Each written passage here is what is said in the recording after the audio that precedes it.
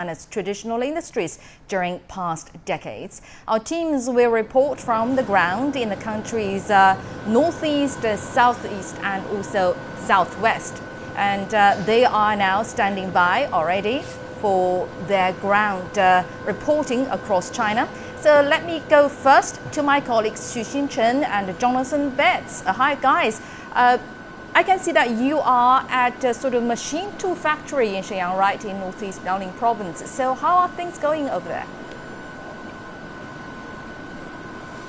Yeah, Jiangning, we are on the floor of a very big factory here in Shenyang. This is day 9 of our new China special program, and what a ride it has been. Oh, yeah. Every day it's something different. So today we are in the industrial heartland of China, the northeastern part of the country. Some consider it the Rust Belt of China because this was the first area to industrialize with industries that include steel, cars, shipbuilding, and oil refining. Oh yes, and this company is one of the oldest. We are inside the Shenyang Machine Tool Company, a machine tool manufacturer here in Shenyang, which is the capital of Liaoning province. But this area and this company has been changing and embracing modern technologies and methods. For example, these wheelchair. These are a great example, right? Let's go check it out. This is kind of a lot of fun. We can't help it. So this is some of the new technology this factory here is making. And what is special about these wheelchairs is, buckle up, get ready. Yeah. They move side to side, front and back. Yeah. Show it off, Shin-Chin, how it works. It is pretty cool stuff, I gotta tell you. As we spin around, it spins around in place, and the idea is that this technology, it takes some training to get used to how this thing works, because it's pretty smart stuff. But the idea is that they are turning more towards smart manufacturing, Absolutely, right? yes. We're on the floor here of so much sophisticated technology. So keep in mind that in recent years, this area, Liaoning province, the economy has faced challenges, but it has been trying to push its industries into the future, and CGTN's Feng Yilei has more on that. Go where the sparks fly. That's how 38-year-old Chi Guiyi mastered metal plate skills when he began his career at a Brilliance Auto Plant, a Chinese car manufacturer headquartered in Liaoning province. When assembling a car, touching its surface to find flaws used to be an important skill. And to master that skill, Chi the model worker has run his hands over hundreds of vehicles. I used my spare time to delve into production techniques and practice what others don't want to do. I'm not well educated, but I believe I can do the job well. The glory of these Chinese-made cars used to lay on diligent shoulders.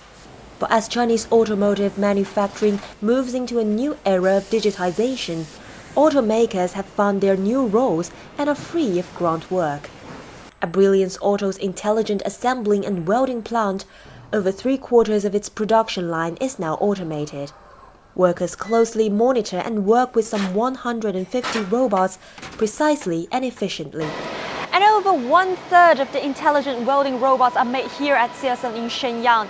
The tech company is ushering every industry into the intelligent era, but believe it or not, it has taken the latecomer in the field decades to develop from scratch and go big, go global. Featuring a diverse type of independently developed robots that is winning a bigger market both at home and abroad, CSM's remarkable growth also lies in efforts to unleash potential of innovation. We are driven by not just the market, but also technological research and development, which is in our DNA. It is our large R&D team and years of technology accumulation that enable us to lead in the sector. And the intelligent shift of equipment manufacturers in Liaoning is also accelerating the nation's speed of advance. In the Dalian Heavy Industry Factory, 4 years of designing, testing and manufacturing gave birth to the feedback source supporting system for FAST, the largest and most sensitive radio telescope on Earth. And the cutting-edge bent axle made here enables China to stand out in shipbuilding. In fact, many of the national projects are our first attempts. How can we make it? I think the key is our existing advantage in traditional equipment manufacturing that we can take from and a solid talent team of incremental strengths. Back at the car factory, A revolution in old manufacturing mode has also impacted Chi's career path. I benefited a lot from the zero defect program that BMW carried out in our factory in terms of improved management and techniques. We still have a long way to go compared to this 100-year-old manufacturer, but I look forward to the day that we make our brand the BMW of China. Now Chi feels proud of having his own national brand brilliance car that he created himself. He believes what is going on here will make a difference to both his home and his homeland. 冯一磊 CGTN 沈阳 Liaoning Province. So that gives you an idea of how this factory works and others in this province as they carve out pretty sophisticated piece of equipment. These are examples of things we can relate to, but mainly the bread and butter is technologically sophisticated parts like gears and spokes for all sorts of different industries. That's what this factory makes. And to learn more about this transformation, now joining us is Ju Zhixing, a workshop supervisor here with Shenyang Machine Tool. So Mr. Ju, so how difficult has it been to change? 就是对我们沈阳机床厂，就是我们这个改革的这个过程有哪些难点呢？难度非常的大。 I can tell it's a really difficult 通行的， process. 大家都存在的。 Actually, it's a 但这是生存与 shared 死 and 亡 a 的问 common 题。 process. It's 所以 just 说对我们来 life 说， or 再难我们肯定 death 还是要 issues. We have to 坚持往 conquer 下 it, 走下去 right? 的。 We have forged ahead. 市场环境对我们有很大的影响。 The market 然后 really 产业本 impacted 身对我们有 us 很 and 大的 also 影 the 响。 whole 核 industry 心技术 because 也 we're 是 one 有 of 很大 it. 的 And 这个 also the 关键 core 的。 technology also hold the key. Yeah, there's been challenges here without question. And, you know, as they adapt and try to embrace more of this new technology, I'm curious to know what they see in the future here for the company. 因为讲其实我们有困难，但我们的未来是怎样的呢？我们其实是非常看好整个这个未 So 来 we're 的。 really 因为 optimistic 现在我 for 们 our 掌握了这个核 future 心技 because 术， right now we 在这个 manage 核 the 心技 core 术的基础上 technologies. So based 去 on 拓展、 that, 去发展， we will 这个 expand 是 the 有 whole 利于我们 scope 整个沈阳 and 机 will 床向前 develop 进的。 better. I believe that's conducive. Fabulous. Well, thank you so much for your time. We appreciate it. Interesting insight here. So that gives you an idea of kind of what we're facing here in the Northeast. Let's get over to our team in the Southwest, which is facing a similar struggle in some ways. So Tao Yuan and Sean Calebs are there with more on all this. So what's it like where you guys are?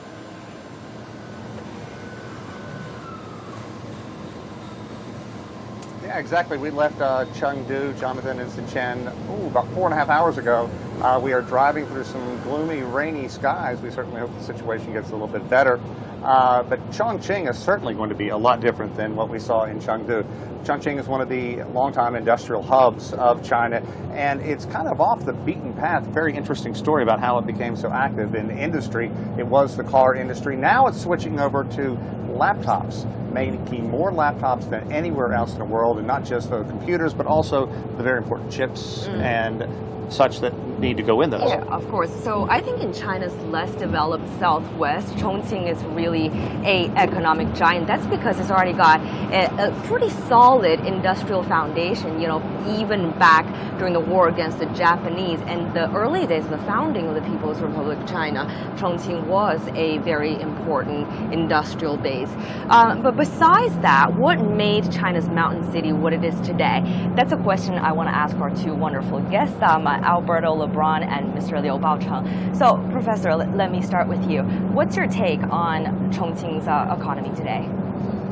Well, it's still very robust. The growth rate over the last 10 years has really been above the national average, and also they are very resolved to take advantage of their industrial base instead of turning it into a rust belt, and they really drive it through innovation and through many other measures of incentive for them to climb along the value chain. The municipal government has been doing a great job to attract both the domestic and foreign investment into here to gradually to shake out those lackluster economy, and now they turn into a very powerful but modern industrial base, which takes more than 40% of the GDP. And in the meantime, the Chinese central government has been supporting them with more than 10 national level research labs, and many of those industrial supporting facilities are here. So therefore, It is really something that is very competitive, and they take advantage of the legacy, but they look also into the future with the solid strengths. And Alberto, we are going through one of the longest tunnels that we have been through on our trip so far. We really have to talk about the ongoing trade war when we talk about the automotive industry. How is it affecting? Well, it is affecting to some extent, but it brings some opportunities to look out for other markets and other products as well. Regarding to the figures in August, total exports from China to the United States contracted by 16%, but overall exports only contracted by 1%. This means that China and Chongqing is looking for different opportunities all over the world. You have mentioned the automobile industry in the first show before. Auto sales are contracting dramatically. As they are globally as well. Yes, but if we look at the retail sales are growing up by 7.6%, and electronic devices, home appliances are growing substantially. So from export-oriented manufacturing industry to domestic consumption-based economy, Chongqing and China can find out some opportunities from this trade war. Right, that's wonderful. right. We're talking about new China, and we have a new item here on our table. This is a Sichuan opera mask, and we got it because we saw the face-changing performance when we were in Sichuan. Very nice. And we're going to get to the city of Chongqing in maybe just a little more than an hour or so. Gentlemen, thank you so much for joining us. Jonathan, Xinchen, back to you guys.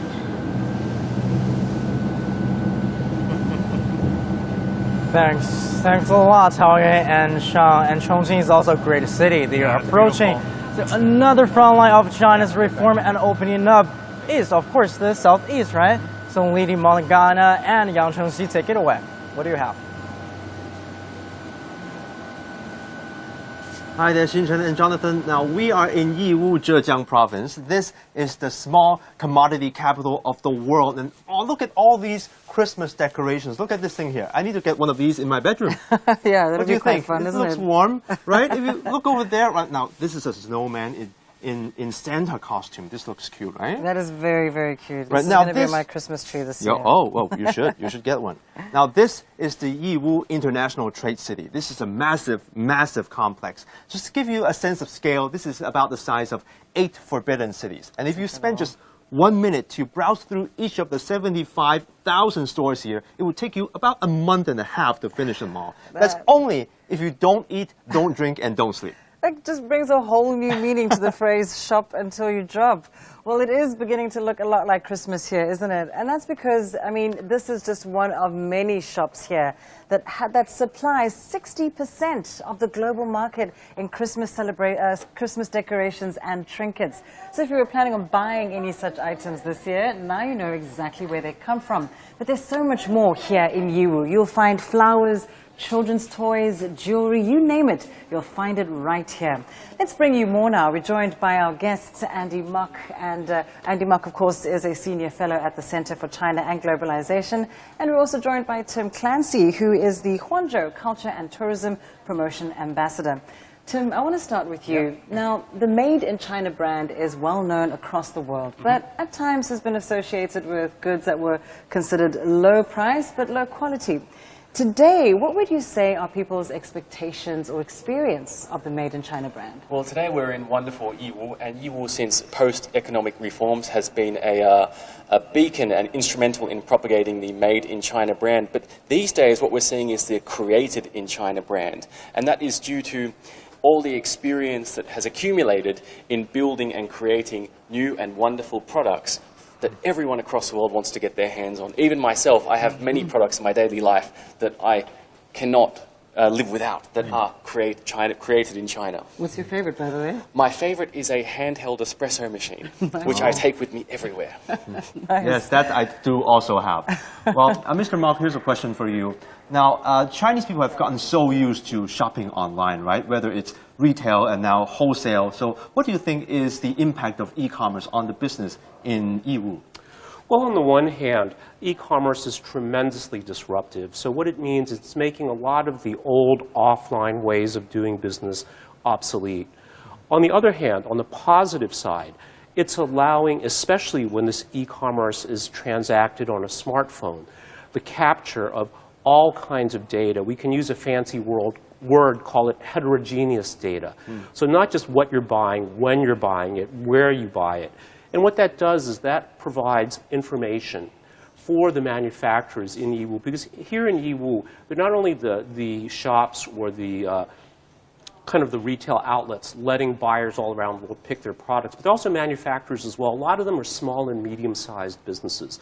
So it potentially provides a wealth of data to let them develop better products, products that will attract a premium price, reach new customer segments. So I think this is an incredibly important development, but of course, today we are facing challenges, not just in Yiwu, but all around the world. Traditional retailers are figuring out how to deal with the disruptive effect of e-commerce. Yeah, perhaps not innovate in the new era, isn't it? Yeah. Thank you very much for your analysis. That was Andy Mock and Tim Clancy. Now, this international trade city doesn't do much retail. It only does wholesale most of the time, so we would have loved to shop around, right? These are cute. Now, it's back to you in the northeast route, Xinchen and Jonathan. Thanks so much. That looks interesting. There's some pretty good shopping, it sounds like. Thanks so much, Yang Chongqi and Lindy there. Yeah, and Shenyang is also the home of a joint venture between German and Chinese automakers BMW and Brilliance, which is a huge company here in China. So the firm says sales continue performing well, even though, without question, the Chinese car market is slowing. We go back to our reporter, Feng Yilei, to find out why. 2003 was the dawn of a new era for Made in China. That's when German auto giant BMW's new joint venture with Brilliance Auto in Shenyang saw cars assembled locally, but with major parts, components and technologies imported. More than a decade and a half on, along with its fast-rising production capacity, BMW Brilliance Chinese suppliers have jumped to over 378, now contributing to nearly half of all parts and components. It's not just a cost-wise shift, but an attempt to dive deeper into the Chinese market. We could not have been so successful without having outstanding suppliers here in China. We always want to work with the best suppliers. We always want to rely on their innovation, on their quality and their competitiveness. For local auto parts suppliers, chances and challenges coexist. Power Xinchen, BMW Brilliance's first supplier for engine crankshafts, hopes to expand the market and go global through collaboration with world-leading manufacturers. The company has met the preliminary goal by providing crankshafts to BMW's overseas plant, but that came after they struggled to meet the strict standards of their joint venture client. Their demand for us is quality, quality, and quality. It took us 7 years of system improvements and management reforms to reach zero defeat and get their full recognition. And they've guided us on logistics, efficiency, costs, and planning. BMW Brilliance says they understand well why and how OEMs should develop a network of mature partners. In the past 16 years, they have developed several Chinese suppliers like Power Xinchen grow into industry leaders or global suppliers. That also includes 100-year-old Chinese state-owned steel manufacturer Shogun. It was in the transition to provide high-end steel plates and services. BMW Brilliance seems to be an ideal starting point, but lack of experience kept their products far from the demand of luxury cars. However, neither side gave up in seeking breakthroughs in quality control, research and development. Some of our peers once compared our attempt to step into the field of auto sheet production to that of a pupil trying to get a master's degree. After almost a decade of growing pains, our success in working with BMW Brilliance finally won us brand influence and deals from over 70 OEMs and parts factories. We can see the growing confidence in us in the industry. Experts say in the past 20 years, the growth rate of Chinese automaking suppliers have exceeded that of the entire industry. While suppliers now account for over 75% of the total value of a vehicle, many believe they will play a more important role. National policies have already shown focus on the whole supply chain rather than merely car assembly. I think China's automobile industry, especially our auto parts industry, has a very promising future. It is growing from local supply to global supply and is enhancing technologies and levels of substitution. Some of the core component suppliers are already devoted to future technologies like automatic driving, vehicle networking, and so on. Their development will bring advantages in both production capacity and technology to private Chinese firms. As for BMW brilliance, it is said that the company will further expand partnerships yet cut purchases of traditional components. What's the room for their improvement? And how do they match with BBA's future strategies, especially in fields like NEV and autonomous driving? We have the leading companies here in China, and a lot of innovations do come from China. Yeah, I think in this area, yeah, we see that we can get a lot of innovations, and in particular, the BMW Group can get a lot of innovations out of China and using them all over the world. Next year, BMW will start producing their new all-electric BMW iX3 only in Shenyang. It will be exported to all over the world. That suggests the win-win relation between Chinese suppliers and big names in auto manufacturing have come to a new stage, in a more challenging market, facing the forthcoming intelligent and electric revolution in the auto sector. Feng Yilei, CGTN, Shenyang.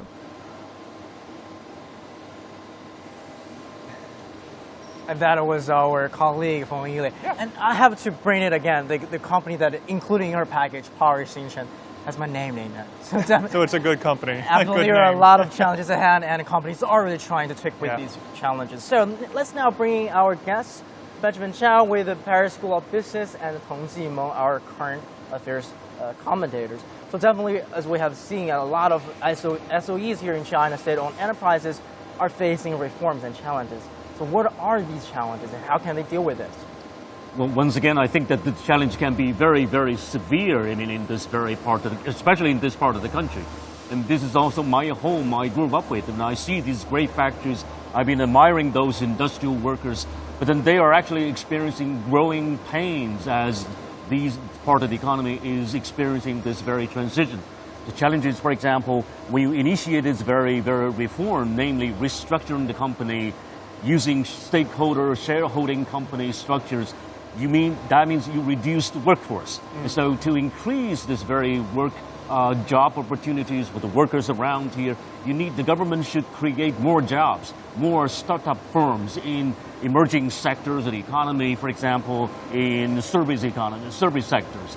Secondly, I think that this is also what we need to do currently, especially when we are experiencing the loss of skilled workers. This is, for example, this is a highly skilled sort of a place that needs highly skilled workers. But then when you restructure the company, you lay off workers. And these workers are gone. And so you need to recruit them, regroup them, and also hire more talented, even more talented people when you upgrade the machinery, the tools, and that stuff. Lastly, I think that transition is a short-term pain. By going back, for example, adopting old policies, there's no way out. Old policies can only kind of bankrupt SOEs, wreck banks, kill jobs, and also devastating regional economies. And in this sense, these three challenges must be, in fact, tackled in a strategic fashion. It's fascinating when you look at this factory floor we're on, which is, I would describe it more as a showroom. We're surrounded by fancy, incredibly sophisticated technology equipment that is used to attract other factories and companies to show them how they can make these products, no matter how simple they are, in very sophisticated ways that also save labor, as you're pointing out here. So, Professor Zhao, when you look at this, when you think about the growing pains that a lot of these companies and regions are facing, how are these reforms changing the Chinese economy? I think a key strategy by the government is called the supply-side structural reform. It shares a lot of characteristics of the supply-side economics. In the U.S., during the Reagan era, which the government reduces tax and try to remove the burden for the firms. But we add a little bit more. We actually emphasize on industrial policies. So we try to identify key new growth area. And we are doing very well in here. While we see some negative growth in the investment in general in this area, but we have phenomenal growth in areas such as robotics and new energy cars and advanced manufacturing. I think this kind of a so-called leap forward policy is not without problems, especially we have successes and failures in the past decades. But we should not throw away the baby with water. We should properly, systematically conclude the lessons from the success and failures. And thank you so much. And Benjamin Chow with the Paris School of Business and Tong Jimo, our current affairs commentator. It's a fascinating transformation. You see it here on this factory floor. You see it across the province as these industries across China try to embrace new technologies and, frankly, a new era, basically. Absolutely. So that does it for us here in Shenyang. We're going to talk about tomorrow for a little bit because we're going to be doing something a little bit different. We're going to be having a little bit of fun. We're going to be with an acrobatic group here in Shenyang, which is very well known, I understand. Yeah, at least in the region. They'll be here during this time tomorrow, but in the meantime, we're going to send it back to you in Beijing in the studio, Dongyi. So you are going to have more fun, even how I envy you, Jonathan and Xu Xingchen in northeast China's city of Shenyang, and also my colleagues on the routes in China's southeast and southwest regions as well. Thank you very much, guys.